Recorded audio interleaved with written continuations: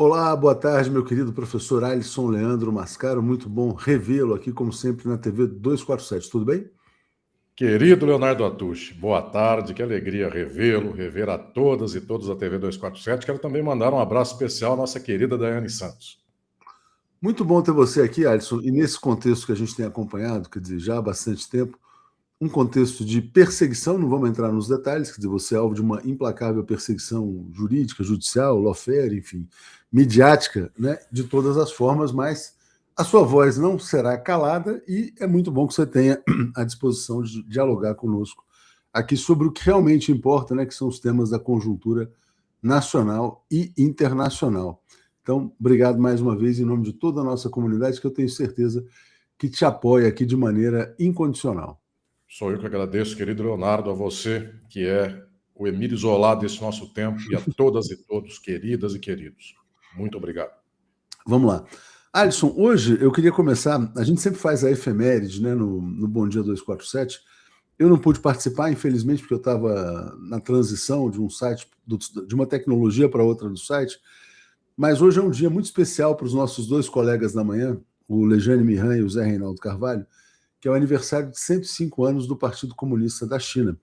E a China, quer dizer, obviamente está se convertendo na sociedade mais próspera do mundo, e as pessoas começam a pensar: será que a gente precisa estudar esse modelo? Será que a gente precisa quebrar o preconceito em relação à palavra comunismo, ou, no mínimo, socialismo com características chinesas? Como é que você vê, na verdade, este aniversário dos 105 anos, o que a China alcançou? Porque isso vai se conectar com toda a nossa discussão aqui. Especial, querido Leonardo. Eu acompanhei, inclusive, os nossos queridos Zé Reinaldo e Lejane Mihan hoje cedo, e é muito importante esta efeméride, já de mais que um centenário do Partido Comunista da China. Este centenário, esta história que o Partido Comunista Chinês tem, talvez seja uma experiência das mais decisivas e cruciais para entendermos como se dá a dinâmica histórica, como o capitalismo resiste, não só resiste, como ele lança novas atualizações, novas estratégias, e como, da parte de quem luta contra essa opressão, essa dinâmica do capitalismo, pode-se criar, pode-se desenvolver um instrumental, um ferramental para buscar, eventualmente, contrapor estas horrendas armas do capitalismo. E talvez o Partido Comunista Chinês seja o mais exemplar caso do enfrentamento ao imperialismo. Porque a testa do capitalismo, o capitalismo é um modo de produção, portanto, ele se dá com formas sociais. Mas a testa do capitalismo está o imperialismo. Então, o capitalismo não é simplesmente um regime de burgueses pelo mundo, negociando, explorando trabalho e tendo lucro, acumulação. Também tem um motor político, também tem um motor ideológico, militar, toda uma série de artefatos para garantir esta exploração. Muito bem, a experiência do século XX foi uma experiência pródiga no mundo em lutar contra o capitalismo e o imperialismo. A própria Rússia, depois da União Soviética, é um exemplo notável de quem pioneiramente buscou fazer isto. No entanto, a história da União Soviética é uma história que acaba com a própria sucumbência da União Soviética.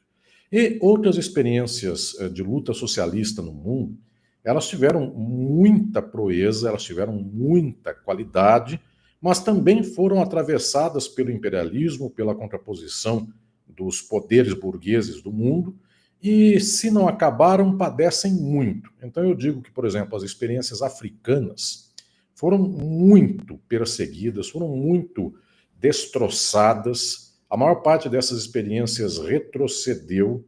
Tomemos o caso de Angola, por exemplo, o MPLA, um partido nacionalista, anti-imperialista, anti-apartheid, inclusive o grande partido anti-apartheid que tomou o poder foi o MPLA, a África do Sul, do apartheid, junto com os Estados Unidos, se pôs contra o MPLA, Mas com o passar do tempo, esse partido que era socialista, que era revolucionário, ele refluiu, porque a junção, o apoio que tinha do poder soviético, quando acaba a União Soviética, a própria Angola reflui. Acontece que Angola tem petróleo e, por causa disso, ela reequilibrou parcialmente a sua economia. Mas Cuba é talvez o exemplo mais patente de quem, sendo uma ilha, sendo totalmente isolada do mundo pelo embargo dos Estados Unidos, embargo criminoso, luta contra o imperialismo arduamente e luta de um modo muito, eu diria, sofrido, porque de fato é um povo sem grandes recursos naturais e, portanto, tem uma dificuldade grande em desenvolver-se. Neste quadro de que as lutas anti-imperialistas e as lutas socialistas foram pródigas no século XX, mas ao cabo elas ou tropeçaram em si mesmas, ou tropeçaram, na verdade não tropeçaram, foram tropeçadas, foram chutadas pelo imperialismo, o caso chinês é muito distinto. Então, o caso chinês efetivamente tem, eu diria, duas questões que o põem em distinção às demais experiências. Eu quero chamar a atenção dessas duas, Leonardo, porque com elas nós podemos, inclusive, pensar o que se passa na América Latina, no Brasil e no mundo inteiro na atualidade. A China tem um vetor, eu diria, econômico muito próprio, mas também teve um vetor político muito peculiar. O econômico talvez seja sobejamente conhecido. É o fato de que tem a maior população do mundo, ou pelo menos a segunda maior, em comparação com a indiana, mas historicamente sempre foi a primeira. A Índia agora tem ultrapassado. Mas tem uma população imensa, de tal modo que tem uma mão de obra muito vasta, tem também, potencialmente, um mercado consumidor imenso, como não há no mundo, e nesse sentido ainda é muito maior do que o indiano, porque tem mais possibilidades de consumo do que a própria Índia, e tem uma série de estruturas, eu diria, econômicas, aquilo que se chama em economia, em marxismo, de infraestrutura, das relações de forças produtivas, que aqui dão base a uma potência econômica. Tudo isto, até eu diria que a economia burguesa, esses órgãos de imprensa do imperialismo, dos Estados Unidos, da Europa e de outros lugares mais, eles são obrigados a reconhecer. Até porque seria uma espécie de desconhecimento de fatos que seriam números redondos e não simplesmente interpretações. Que a China tenha 1 bilhão e tantos milhões de habitantes, isso é um fato. Que ela tenha um território que é um dos 5 maiores do mundo também é um fato. E assim vão muitas questões que não se podem contornar pela mídia imperialista. O que se pode contornar? É a outra parte da história, que essa é, via de regra, esquecida. E nós que estamos na luta de transformação do mundo, nós que estamos numa luta para mudar as condições da exploração do mundo, para que não haja mais exploração, devemos exatamente ressaltar esta natureza política da experiência chinesa. Não é só o fato de ter 1 bilhão e 400 milhões de habitantes, porque a Índia também tem.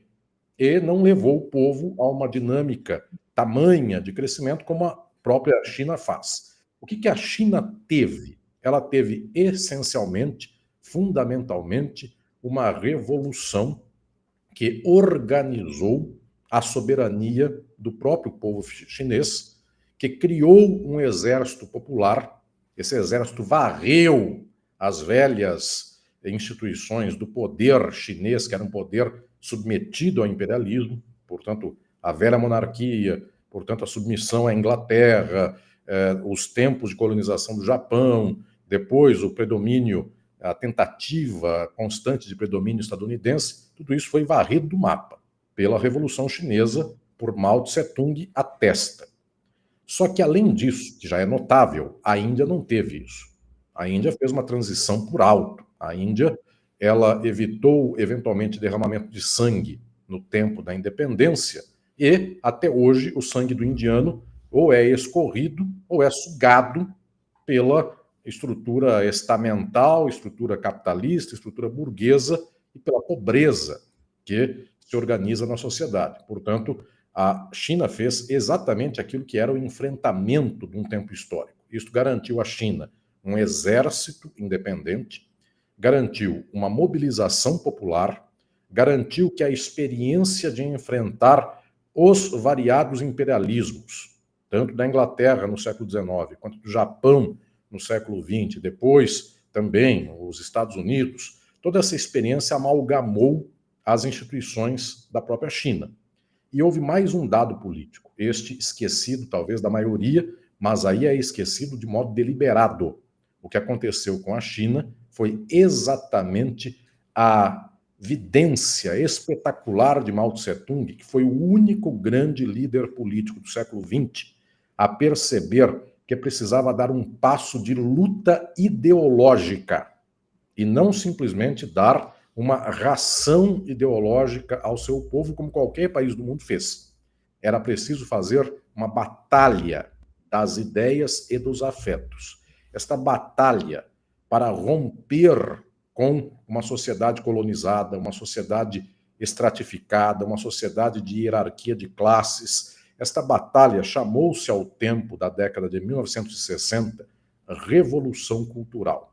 Eventualmente não haja experiência mais magnífica da segunda metade do século XX até aqui e experiência mais demonizada no mundo do que a Revolução Cultural. Exatamente pela grandeza dessa experiência. Quanto mais importante for uma ação, mais perseguida é essa ação, mais difamada é essa ação, mais destroçada é a sua reputação. Portanto, estou dizendo que Mao Tse-tung conseguiu mobilizar um povo para que ele abandonasse, parcialmente ao menos, velhas leituras de desigualdade, de hierarquia, em favor de uma luta para construir o novo. Todo esse caldo de cultura, quando morre Mao Tse-tung, é o caldo que leva, em contrariedade ao próprio Mao Tse-tung, a Deng Xiaoping e a abertura econômica capitalista. Só que esta abertura, daí para frente, final da década de 1970 até hoje, essa história é narrada pelos Estados Unidos, pela Inglaterra, pela mídia mainstream. Essa história, que é sobejamente conhecida, que faz com que a China possa ser lida como uma experiência liberal, sem o ser, ela só é possível porque antes disso houve uma revolução anti-imperialista, nacionalista, socialista, que organizou um partido comunista no poder e que depois disso fez uma revolução cultural. É com todo esse lastro que a China, quando faz novos arranjos econômicos, ela se aproveita de toda essa história e não cai nas próprias contradições do capitalismo, porque no final das contas tem um partido comunista, nacionalista, anti-imperialista, garantindo a sua própria organização. Então, para pensarmos o tempo presente, a experiência que até agora está consolidada e provavelmente é a grande experiência que escreve a história do século XXI, ao menos na primeira metade do século, esta experiência, para não dizer também na segunda, essa experiência do Partido Comunista Chinês é decisiva. Com ela nós aprendemos a também escrever o nosso tempo. Alisson, muito legal essa sua introdução e vai me permitir agora conectar com a crise do imperialismo, né? E depois vai chegar a América Latina, que é o nosso tema principal. Bom, então a China, graças ao Partido Comunista Chinês, se torna a maior potência econômica do mundo, uma das maiores, né? E a gente vive, então, essa histeria do imperialismo, né? Uma das consequências da ascensão da China é o Donald Trump, né? O Donald Trump ele é a expressão da decadência dos Estados Unidos, tanto que o slogan dele é Make America Great Again, né? Ou seja, a América já não é tão grande como foi no passado. Ela foi desindustrializada graças à ideologia neoliberal, que exportou a indústria para a China, manteve a inflação baixa nos Estados Unidos, taxas de juros baixas, bolha financeira, muita desigualdade econômica, muita revolta, Trump no poder. E o Trump chega no poder prometendo tornar a América grande novamente, né? E hoje as notícias são de um maior escândalo de corrupção de todos os tempos, né? O Donald Trump ele lucrou mais de $1 bilhão no primeiro ano do seu governo, enquanto 1 milhão de investidores, que são praticamente 1 milhão de eleitores do Trump, perderam dinheiro. É como se o presidente dos Estados Unidos assaltasse seus próprios eleitores que compraram as criptomoedas do Trump, aquela coisa toda. Então, eu acho que nunca houve assim um sinal tão agudo de degradação político-institucional nos Estados Unidos. O Partido Comunista celebra seus 150 anos, 105 anos, e os Estados Unidos afundam na mais absoluta corrupção. Queria te pedir para falar um pouco sobre esse contraste, antes da gente falar das pressões sobre a América Latina. Eu penso, querido Leonardo, que Donald Trump é o sintoma de uma leva a sua dinâmica ao estertor da própria vida política desse país. País que, inclusive, neste ano, daqui a pouquinho, completa 250 anos de independência. A história dos Estados Unidos é muito peculiar, porque, em termos de recursos naturais, território, não tem país no mundo como os Estados Unidos. A Rússia tem o maior território do mundo, mas não tem os recursos naturais dos Estados Unidos. O Brasil, eventualmente, é quem tem tantos recursos quanto os Estados Unidos, ou mais, até a depender do que se queira contar. Tem uma floresta que os Estados Unidos não tem, uma floresta riquíssima, tem recursos minerais também vastíssimos, mas o Brasil, inclusive historicamente, ele não tem uma geografia como a dos Estados Unidos. Os Estados Unidos tiveram uma capacidade de desenvolvimento desde o século XVIII para o XIX ímpar na história do mundo. Um dos exemplos disso é a geografia, que tanta gente estuda, mas é preciso estudá-la de modo crítico, marxista. Vai um abraço a Isabel Peridis, que é uma geógrafa crítica. Em nome dela, eu cumprimento a todas e todos que sempre pensam este modelo da geografia de modo crítico. O que eu quero dizer com isso? Quando a colonização estadunidense vem da costa leste para o oeste, ela conhece um território que é praticamente de planície e vai entrando para dentro como planície, de tal modo que quando no século XIX resolveram puxar estradas de ferro, elas vão em linha reta. Elas têm a capacidade de adentrar o território de um modo muito fácil. O Brasil, em termos territoriais, é exatamente o oposto. Se nós tomarmos as regiões como, por exemplo, estas do sudeste e sul, para tomar até um pouco do nordeste, a entrada para o território é uma entrada geograficamente dificílima.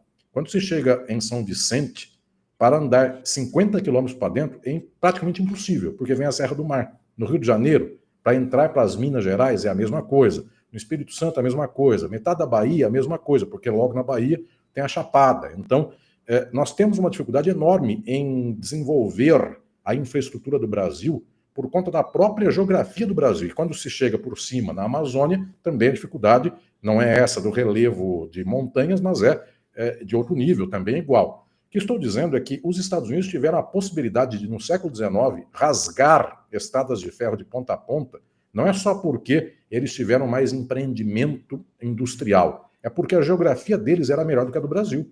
O Brasil, para levar uma estrada de ferro do Rio para Petrópolis, ele sobe uma cadeia de montanhas. E estes 50 quilômetros, quando se faz nos Estados Unidos, é muito mais fácil. Diga lá, Léo.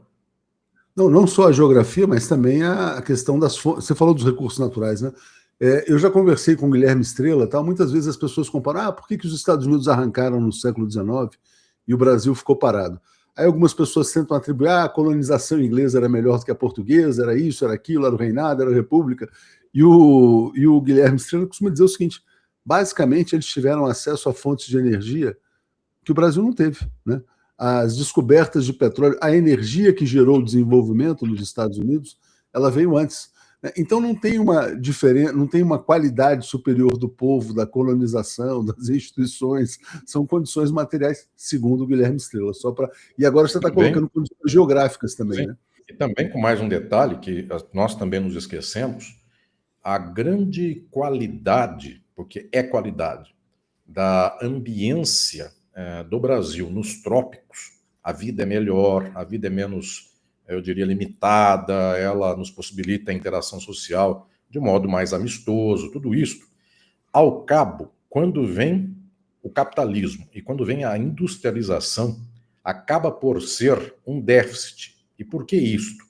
Porque a Europa e também os Estados Unidos, historicamente ligados a pensar em energia antes da industrialização, porque a energia era fundamental para o mínimo de subsistência dos seres humanos. Então, se não houvesse lenha para o frio do inverno, o ser humano morria.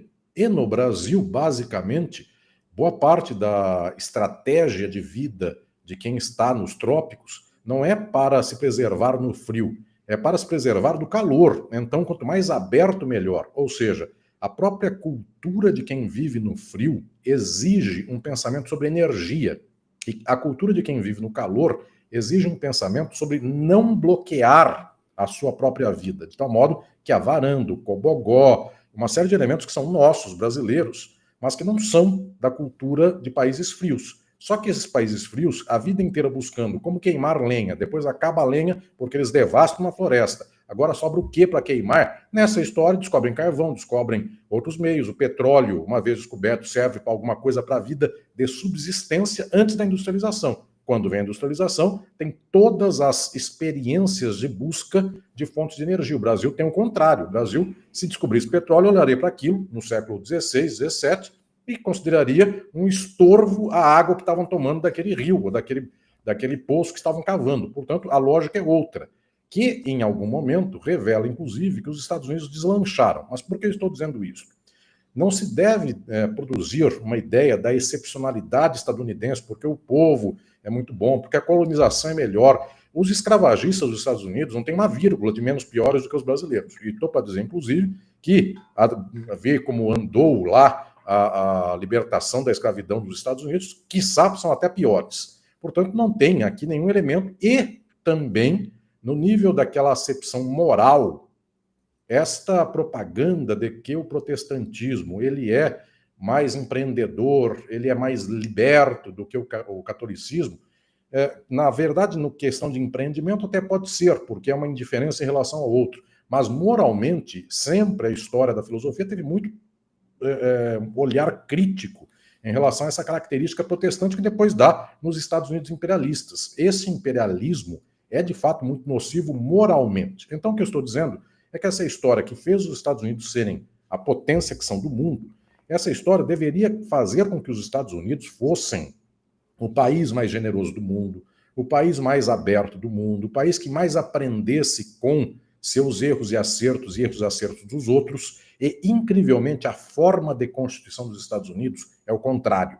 Imperialista, degradador do meio ambiente, degradador dos povos originários. Sua concepção moral de mundo é, eventualmente, o que o cristianismo tem na sua faceta mais horrenda. A pior leitura do cristianismo é essa que organizou os Estados Unidos, uma leitura da graça de Deus. Então, os Estados Unidos foram investidos por uma divindade para dominar o mundo. A política da cenoura e do porrete é mais ou menos áulica dessa ideia de que o poder foi dado por Deus para que eles governem o mundo. Para desentranhar isso da cabeça de um estadunidense é muito difícil, porque eles acreditam em Deus e esse Deus deu poder para eles. Se esse Deus deu poder para eles, agora eu chego ao Trump.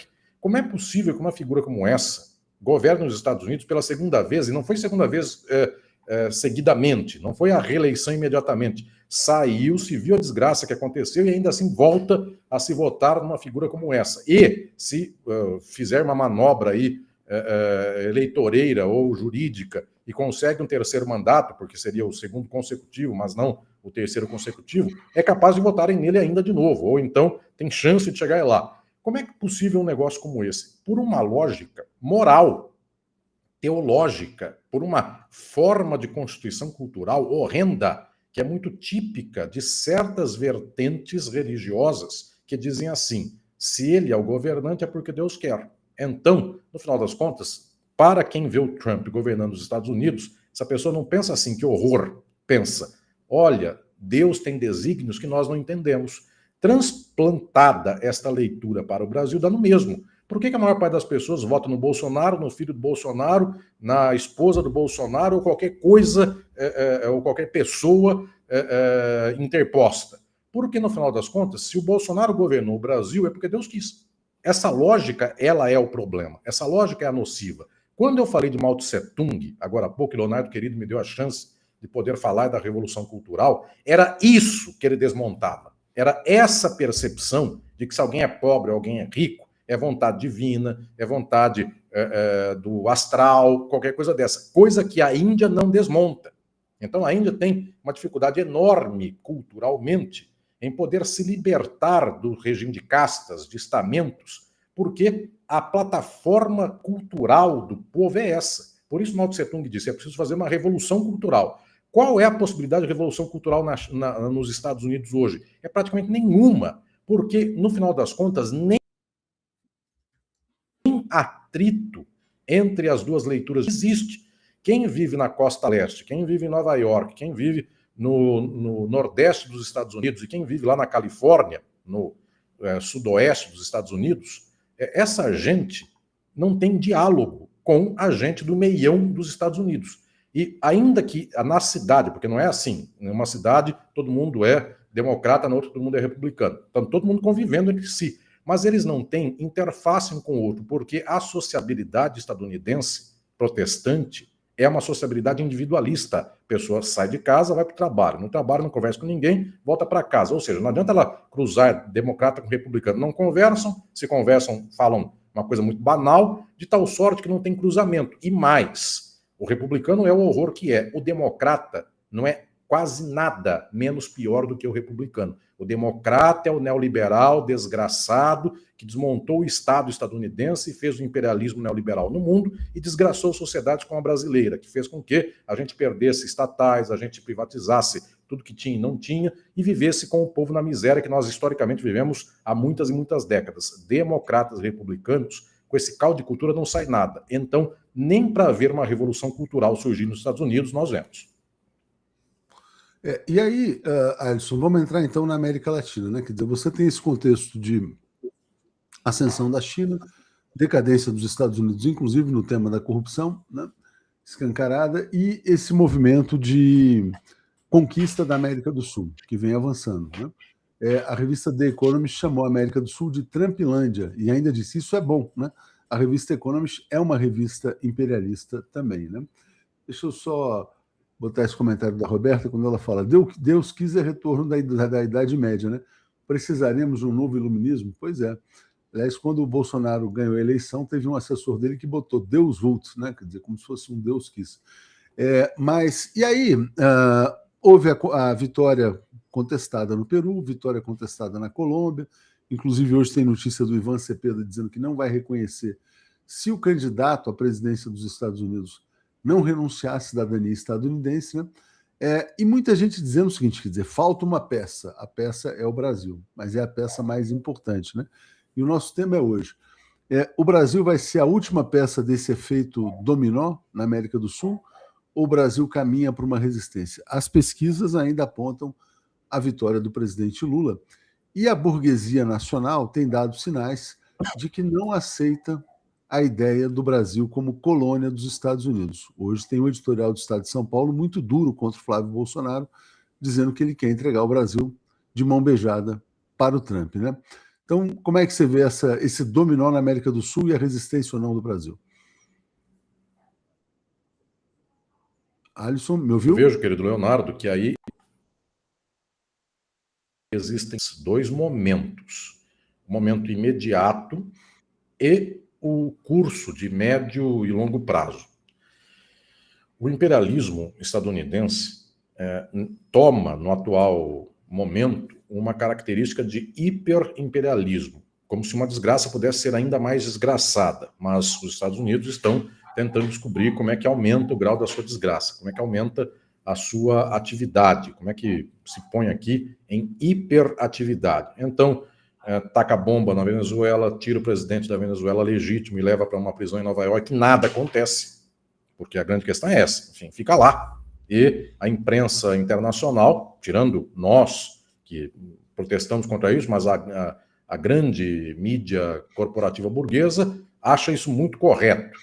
E faz o que fez com o Irã, taca bomba porque achou que seria igual a Venezuela, e assim sucessivamente, Cuba, uma série de atrocidades, de intervenções diretas e mais nas eleições, como aconteceu em tantos países, enfim, da América Latina. O que estou dizendo é que o curso de médio prazo tem que ser pensado com uma estratégia muito fina de resistência contra o imperialismo de povos e grupos que se põem em luta contra o imperialismo, como os nossos aqui do Brasil e da América Latina.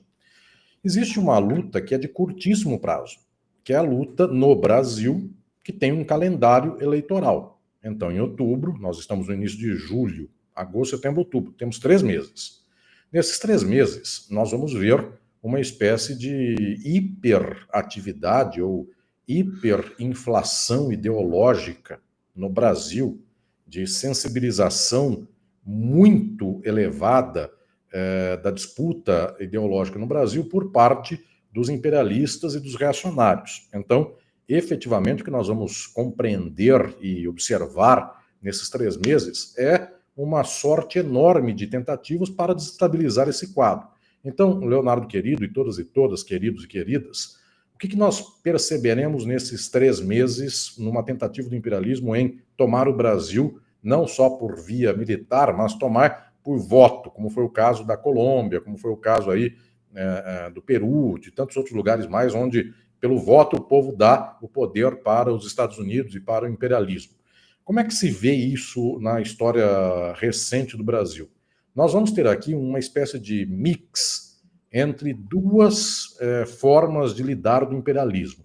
Uma delas é a receita de sempre que se prova que tem grande apelo. Que receita de sempre é essa? Se eu tivesse que resumir numa imagem, eu nunca gosto de usar exemplos concretos, símbolos concretos para dar conceitos, eu prefiro trabalhar com abstrato.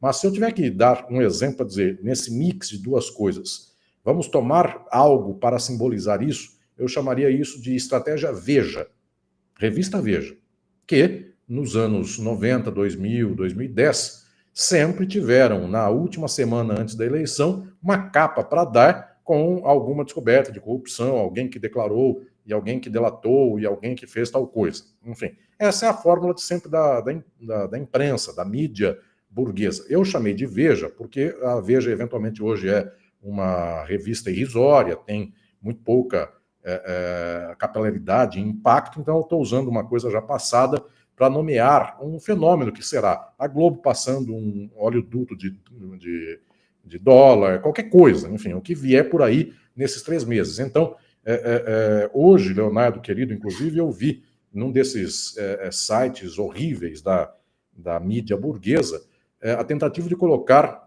o governo Lula na questão do orçamento secreto. O orçamento secreto continua sob Lula, foi a manchete que ficou pela manhã inteira, num desses órgãos aí de sites de direita da internet, como se o Lula tivesse alguma coisa a ver. Aí lá embaixo vem uma linhazinha dizendo Arthur Lira manteve o orçamento secreto, etc. Devia ser Arthur Lira mantém, não Lula mantém. Mas, enfim, essa técnica de sempre, essa jogada, eu diria, canalha de sempre, ela se sustentará. Então, o mix é metade disso, até outubro, e a outra metade é algo espantoso, que nós temos que olhar com muita atenção, mas não é só atenção no sentido defensivo, temos que buscar meios de atuar nessa dimensão, que é o fato de que o controle das redes sociais, das mídias, pelos Estados Unidos é total, direto e plenamente interventor. O que aconteceu com a Colômbia, para nós, revela algo muito chocante, que é, em última hora, há uma massiva intervenção dos Estados Unidos e de quem não se esperava nada, como esse candidato que foi para o segundo turno, que ganhou a eleição, de última hora na Colômbia, ele saiu de 5º colocado para 1º. Então, haverá uma intervenção maciça dos Estados Unidos na eleição nos últimos dias. Aí não é padrão Veja, é padrão internet, no sentido de Instagram, Facebook, WhatsApp, coisas mais. Isso fez ganhar a eleição na Argentina, fez ganhar a eleição no Chile, fez ganhar a eleição na Colômbia, e etc, etc, etc. Nós, já fez no Brasil resultado, isso já teve em eleições anteriores. Nós vamos ver, eventualmente, uma sangria horrenda em favor do imperialismo e da extrema-direita.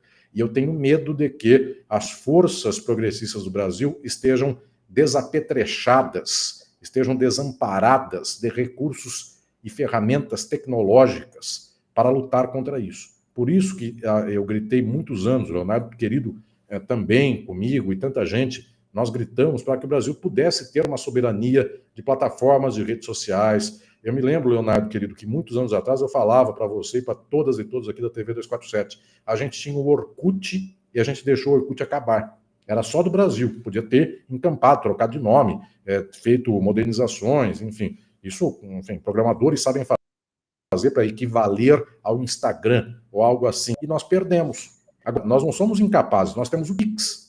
Nós seríamos capazes de ter uma plataforma, um WhatsApp nosso, não é coisa de outro mundo. Mas nós não nos ocupamos disso. Resultado, agora, faltando 3 meses, nós temos que ter uma intervenção muito direta para ver algoritmos, para ver se houve prova de que a intervenção chegou a tal nível. Então, eu diria que a velha imprensa com os novos meios sociais, esse mix é o atual. E nós temos que ter resistência quanto a isso. No médio prazo, e eu passarei a palavra ao querido Leonardo, depois eu volto a isso, no médio prazo é entendermos o que acontece com burguesias e povos da América Latina que, vendendo produtos agrícolas para a China, tendo superávit com a China, sendo deficitários com os Estados Unidos, sofrendo as intervenções do imperialismo, mesmo assim, o povão é levado a gostar dos Estados Unidos e as classes burguesas odeiam seus governos nacionalistas, odeiam a China e gostam dos Estados Unidos. Então, essa é uma outra dimensão, porque ela revela a estratégia de médio prazo. Em curto prazo, infelizmente, é ter que controlar agora o algoritmo e a rede social. E aí a gente volta ao tema da ideologia que você mencionou no começo, né? E mencionando o exemplo da China, que desde o princípio atentou para a importância do tema ideológico, né? E aí não bastou criar as próprias plataformas tecnológicas, mas também banir as plataformas dos outros países, vendo-as como um instrumento de guerra cultural, inclusive. Aliás, é uma guerra cultural, né? Na verdade, fala-se muito da guerra cultural chinesa, mas não se fala da guerra cultural no Ocidente, que é a guerra cultural através das redes sociais e antes através dos meios de comunicação também, né? dos institutos e tudo mais. A Roberta está dizendo, o grande Adson venha fazer uma palestra no Acre e está dizendo assim, ó, teocracia protestante individualista é o espírito do capitalismo adestrando o pobre para sustentar o rico, né? Alisson, a gente estava conversando ontem com Paulo Nogueira Batista Júnior, né? E chamou muito a atenção uma viagem do Flávio Bolsonaro à Argentina para participar de um evento de extrema-direita, em que ele fala que vai adotar o modelo argentino no Brasil e que o Brasil vai se associar ao genocídio, na verdade, de Israel, né? Na faixa de Gaza, no Líbano, etc. E aí, toda a imprensa brasileira, bem pensante, ela sabe que a Argentina produziu uma catástrofe econômica e social. Ao mesmo tempo, essa imprensa ela naturaliza esse tipo de proposta. Quer dizer, quando o Flávio fala que vai implantar a recessão aguda no Brasil, a destruição econômica, a elevação brutal do desemprego, do drama social, a imprensa não trata dessa maneira, ela trata como uma coisa natural, é uma proposta de campanha, tal, legítima no debate, né? Então, essa, entre aspas, democracia permite que você tenha, de um lado, uma candidatura de destruição econômica e, de outro lado, uma outra candidatura do presidente Lula, que é de contenção da destruição econômica, né? E aí a gente vive esse drama todos os anos, né? Então, como é que você vê, na verdade, os aparelhos ideológicos do Brasil, que no fundo, quer dizer, eles não querem Flávio Bolsonaro por outras razões, porque o bolsonarismo causou danos demais ao país, mas se fosse um outro nome propondo essa mesma plataforma, teria adesão total e restrita. A sorte do Lula é que o candidato é o Flávio Bolsonaro, né? Mas como é que você vê, então, esse campo ideológico de forças que sustenta a destruição econômica do país? Com muita tristeza, querido Leonardo, porque teríamos, se nós pensássemos no que nós perdemos e no contraste possível, que país seríamos nós? Que sociedade seria brasileira? Enfim, que estrutura social nós temos? Quando eu falei das questões da geografia, no início dessa entrevista de hoje, na atualidade, nós temos todos os recursos possíveis, já tecnológicos, para vencer a geografia e fazer daquilo que um dia foi, eventualmente, uma espécie de desfavorecimento, um enorme favorecimento. Porque hoje, com, enfim, 40 minutos e sobe a serra do litoral paulista para a capital de São Paulo. Hoje, nós poderíamos ter trem-bala, enfim, rasgando o Brasil. E a tecnologia não falta. O que falta é uma estrutura social que permita isso. Infelizmente, nós temos, ao contrário, vai um abraço aqui à querida Roberta Graff, que é uma lutadora árdua, como tantas e tantos o são no nosso tempo. O que nós temos é um país sendo desmatado, é um país sendo destroçado. E nós diríamos, e precisaria disso até para manter o padrão negocial capitalista de hoje? Não, porque continua sendo pecuária extensiva, continuam desmatando floresta virgem para plantar soja, e aquele terreno que foi desmatado muito tempo atrás e que a soja esgotou os recursos daquele próprio solo. Aquele terreno é abandonado, então vão abrindo novas frentes, onde o terreno precisa de menos recursos, eventualmente petroquímicos, para a produção. Tudo errado, de ponta a ponta. Isso para dizer de um modelo agroexportador horrendo como é esse, porque não precisaríamos nem disso. Poderíamos ter uma estrutura de hipercapacitação agrícola do Brasil com qualidades magníficas. Então, o que estou dizendo é que nós temos uma sociabilidade que ela vai se sustentando desse modo, porque todas as sociedades elas são muito calcadas na sua reprodução, na sua repetição, na sua mímesis. Mímesis aqui é imitação. O que eu quero dizer por isto? As formas da sociedade capitalista, elas nos constrangem tanto, elas dão tanta coerção à nossa vida, que basicamente elas vão nos chicoteando todos os dias da nossa existência. O dia que o chicote faltar, nós fazemos aquilo que a vida inteira o chicote fez em nós. Então não precisamos nem do chicote. A gente só faz igual. É o caso do Milei na Argentina. Eu, ouvindo o nosso querido Leonardo agora, fico pensando nesse país irmão e amigo tão especial que é a Argentina, o que faz esta sociedade tão especial, que alfabetizou seu povo no século XIX, enquanto no Brasil a maioria era analfabeta, uma sociedade sofisticada, uma sociedade de urbanização como talvez não haja nas Américas, de tanta qualidade como tem em Buenos Aires e outras capitais das províncias argentinas. O que faz esta sociedade retroceder tanto é o fato de que as pessoas são constituídas para viverem a vida vivida, são as formas sociais. Então, quem tinha uma casa em Buenos Aires, hoje não tem dinheiro para reformar a casa. Se a casa faz 20 anos que não é pintada, ele não tem dinheiro para comprar uma tinta e pintar a parede. Muito bem, mas a vida dele, ele acorda, ele vive o dia, ele dorme à noite, mais ou menos do jeito que ele viveu nos tempos de bonança da Argentina. Então, se ele é trabalhador, assalariado, explorado, ele acorda, vai trabalhar, volta para casa. Se ele é da classe média e não trabalha num desses trabalhos assalariados típicos de comércio ou indústria, ou serviço ou agricultura, ele vai para um outro a fazer. Ele continua fazendo, as pessoas fazem o seu dia a dia sempre de modo repetido. Então, pode até ter Milei, pode até ter uma pessoa que desgraça um país. As pessoas não mudam a forma de se conduzir no dia a dia. Ele é presidente, ele é governante, é assim mesmo, o rico é rico, o pobre é pobre. Isso é no Brasil também. Nós tivemos Lula, e eu me lembro muito bem, Leonardo também lembra, que 2010 para 11, o Lula saiu no auge. Não havia coisa mais notável do que a experiência daquele tempo do Lula. A Dilma, em 2013, tinha levado os índices da economia do país a certas marcações que na história nunca existiu. E, no entanto, vem desmonte, Lava Jato, lawfare, mensalão, antes e tantas coisas mais. E de Lula e Dilma, nós paramos em Michel Temer, do nada. E depois para Bolsonaro. O que eu quero dizer é que o povão de Lula e Dilma para Temer, a vida continua igual. Acordaram de manhã, acordamos de manhã, fomos trabalhar e à noite voltamos para casa. Quem tem casa vai a uma, quem não tem paga aluguel. Quem não tem para pagar aluguel mora sob uma marquise. De tal modo que esta forma de ser do capitalismo, ela nos domina tanto que ela, inclusive, não nos permite pensar o que vivemos, mudar o que vivemos. Por isso a experiência crítica e revolucionária é fundamental. Por isso que fez a China com Mao Tse-tung, por isso que fez a revolução de independência de um país como a China. A revolução cultural é fundamental, porque nós podemos comer de um banquete, e nós podemos passar fome. A nossa postura, em todos os casos, deve ser crítica.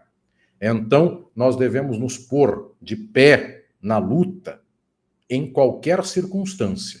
Esteja o governo muito bem aprovado e aplaudido, ou esteja o governo nas piores condições. Tenhamos a nossa luta social força magnífica ou não. E isso, para nós, é uma questão decisiva, querido Leonardo, queridas e queridos. Nós estamos enfrentando, mais uma vez, tempos de hiperimperialismo. E nesses tempos, o que nós temos é combate, perseguição, detratação, tantas coisas mais. Então, o que estou dizendo é que a nossa força de resistência e luta tem que ser a mesma sempre, porque nos momentos em que a história nos esmaga, nós devemos resistir. E, no momento em que a história nos dá um certo refresco, é a hora de avançar para que o imperialismo não volte, para que o povo não volte a pensar com a cabeça de quem o explora, para que a população possa manter os níveis de organização, os níveis de mobilização. Ser de direita é uma vergonha. E se nós nos postarmos assim e a vida inteira fizermos a batalha das ideias para que o povo não tenha orgulho de ser de direita, para que o povo tenha orgulho de transformar o mundo, para que o povo tenha orgulho de olhar para o próximo e diga assim, ele é meu irmão, ele é minha irmã, e eu luto para que ele tenha pão e ela tenha pão. Ah, um pãozinho enquanto eu tenho um banquete? Não. Eu teria vergonha na vida se eu estivesse comendo um banquete e eu desse um pão para uma pessoa que tem fome. Se eu como de um banquete, a pessoa come comigo de um banquete. Se eu como um pão, eu divido um pão no meio com essa pessoa. Não importa a quantidade de pão. O que importa é o modo, e o modo é o modo do compartilhar. Esta palavra compartilhar se chama socialismo, se chama comunismo. Esta é a batalha das ideias. Um país como o Brasil é um país que não pode ter uma população passando fome. É um país que não pode ter uma população explorada. Estas palavras têm que sair da nossa boca com uma santa e justa ira. E, no entanto, quem tem feito a cabeça do povo hoje é essa direita desgraçada que ensina a pessoa que se ela acordar de manhã, trabalhar o dia inteiro, de noite ela vai ficar rica. Se ela votar na direita, a vida vai melhorar. Que o Trump prometeu que 2027 vai fazer não sei o quê e o Brasil vai melhorar. Essa desgraça que, inclusive, faz com que os Estados Unidos e o Brasil sejam sociedades degradadas de um nível, inclusive, muito chocante. Nos Estados Unidos, o Leonardo querido há de ter visto, e talvez as nossas queridas e queridos também, a profusão de pessoas drogadas nas ruas dos Estados Unidos por conta de anfetamina, por conta de, enfim, uma série de outras adicções, de outras drogas, e a sociedade faz com que as pessoas morram. Não tem saúde pública, não tem preocupação com o outro, cada um por si, a vida é essa, a pessoa tem que acordar de manhã, passar o dia inteiro trabalhando para ver se paga a conta e compra um remédio para ela no final do mês. Então, que tragédia é esse tipo de sociabilidade na qual as pessoas nascem, vivem e morrem para nada. São sofrimentos de vida feitos simplesmente para chicotear as pessoas e o capital acumular, e aí chega um na casa do trilhão, que é este tal de Elon Musk, aí não é no trilhão, está na base do bilhão, e aí vem também essa que o nosso querido Leonardo noticiou hoje, o próprio 247, na nova diagramação do site de manhã já também havia noticiado, que o Donald Trump, inclusive por estas tramóias de corrupção, embolsou aí bilhão.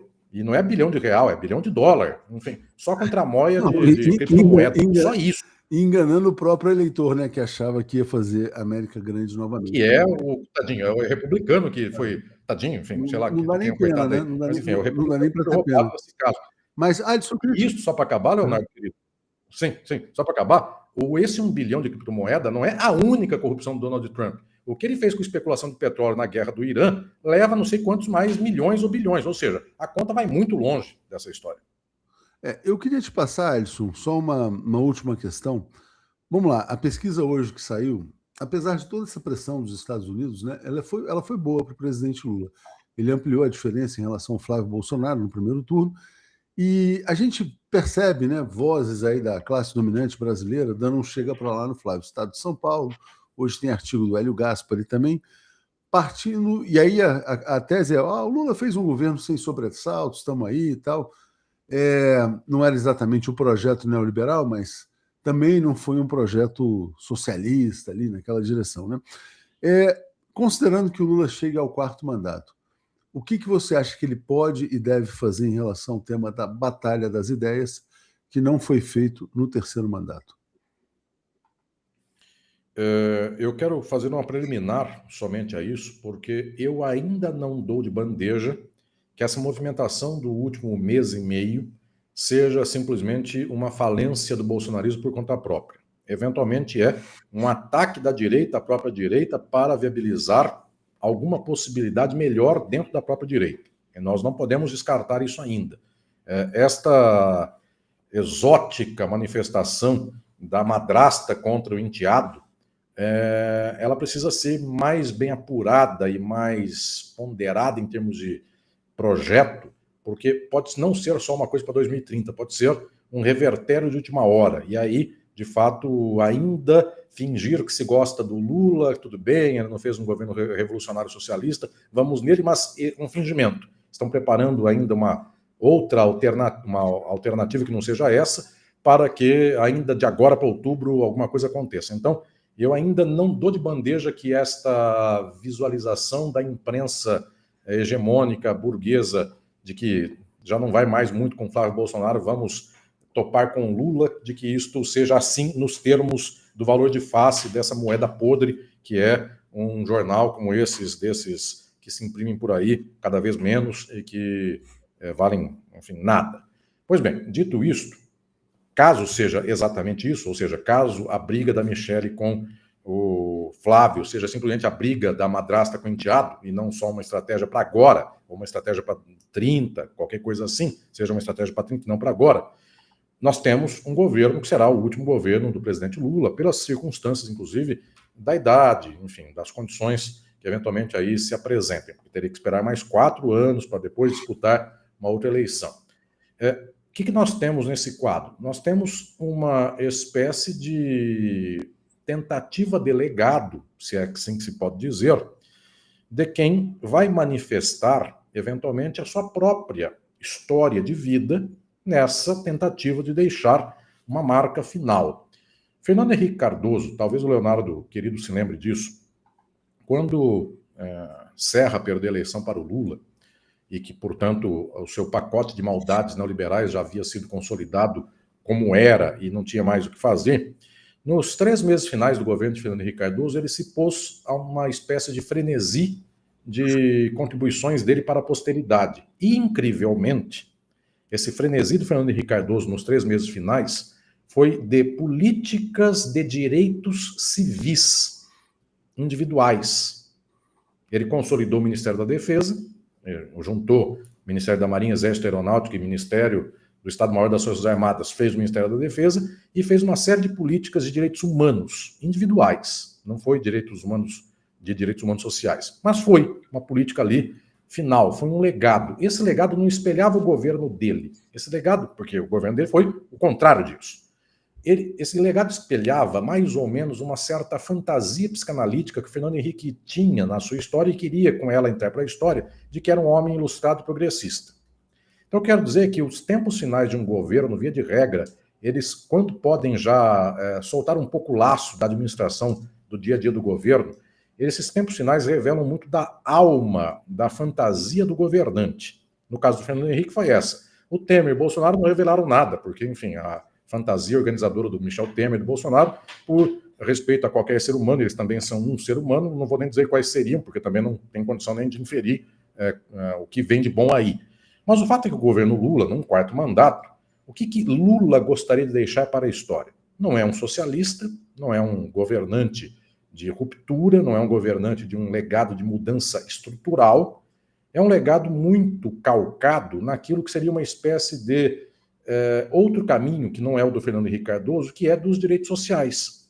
Se o Fernando Henrique Cardoso, nos 3 meses finais, deu direitos individuais, quem sabe o governo Lula, no 4º mandato, consolida alguns direitos sociais, pavimenta um pouco melhor o SUS, algumas contribuições ao mundo do trabalho, algo nesse sentido. Penso que não escapa disso, porque a fantasia organizadora do presidente Lula, nunca, nem nos tempos prévios de sindicalista, de fundador e líder do PT, nunca foi uma fantasia de organização da infraestrutura nacional nacionalista, como era a fantasia do Vargas. Então, não é de se esperar que ele passe no 4º mandato para políticas como se fossem as varguistas. Também não é de se esperar que seja um homem adstrito a leituras individualistas, liberais, como foi o Fernando Henrique Cardoso. Aquilo que é, mais ou menos, a organização de um homem que foi um líder sindicalista nos tempos neoliberais, ele desde a década de 80, quando desponta na década de 70 e vive a partir da década de 80, ele está no tempo do neoliberalismo. E está no tempo no qual a ideia não é romper com a ordem do capitalismo, pelo contrário, é tentar um acordo melhor. Então eu diria que o quarto governo Lula, se tiver esta condição, entregará mais ou menos esse padrão que aí fez e perceberá os tempos históricos, porque eventualmente nem isso conseguirá fazer se toda a força da burguesia brasileira e do imperialismo impedirem, se todas as forças impedirem o governo Lula, faça até isso que seria uma espécie de mandato delegado, porque também é preciso que haja alguma condição de fazer isso. Então, de fato, é bastante ainda aberta essa possibilidade. Agora, eu diria que se tivéssemos aqui, não à espera daquilo que seria o que não vem, mas dado o que é, o que pode vir do que já foi, eu diria que é preciso algo que pavimentasse também uma marca ideológica no nosso povo. Que o povo diga daqui 100 anos, no tempo do presidente Lula, nós ganhamos X, nós conseguimos Y, como é, por exemplo, no caso do Vargas. No tempo do Vargas, a gente conseguiu a Vale do Rio Doce, a Petrobras, e aí o desgraçado tempo do neoliberalismo tirou isso da gente. A gente precisa ter uma marca nesse sentido, uma marca indelével. Eu diria, enfim, não pedindo que não vem, porque não é da história do presidente Lula, coisas como reversão de privatização, infelizmente que não é da história do presidente Lula. Nós precisaríamos muito reverter as privatizações, mas não sendo coisas desse nível, nós precisaríamos, pelo menos naquilo que é a história de vida dele, uma coisa que seja notável e que marque ideologicamente até para ser uma das turbinas da luta daqui 10, 20, 40, 50 anos, para dizer, olha, naquele tempo a gente conseguiu isso, não tinha e conseguimos, e não tínhamos e conseguimos, então precisamos de algo nesse sentido. Então, querido Leonardo, penso que ainda vai se abrir este tempo do quarto mandato para entendermos nós como vai a força política lá. Por isso que nesse momento de agora também é importante que tenhamos os meios para enfrentar o algoritmo, a manipulação de rede social, o imperialismo tosco que põe a mão de última hora, e também essa imprensa desgraçada do Brasil e essa burguesia desgraçada que na última semana vai inventar um crime, vai inventar uma desgraça qualquer para tumultuar o cenário ideológico, e aí a televisão, o jornal tal, vão dar manchete de capa na sexta, antes da eleição. Tudo isso a gente já sabe que virá, vai ser a desgraça da... Enfim, mais uma vez repetida. Mas temos que enfrentar isso para pelo menos ter um pouco mais de força para que um quarto governo do presidente Lula possa também ser um governo de legado. É isso, Alisson. Agradeço demais. Muito bom você ter a força para estar aqui presente conosco, como eu disse, né? Atravessar esse deserto, mas você vai chegar ali ao oásis, assim esperamos, muito brevemente. E, olha, o pessoal acompanha muito, quer dizer, sempre aqui te apoiando, né? E dizendo que, como diz aqui a Nilda, né? O povo deveria assistir essa entrevista, é muito esclarecedora. Alisson, nos vemos em breve, te mando aí um grande abraço e embarco novamente a nossa querida Daiane. Valeu. Obrigado, querido. Obrigado. Abração. Valeu, tchau, tchau. Então, deixa eu já subir aqui.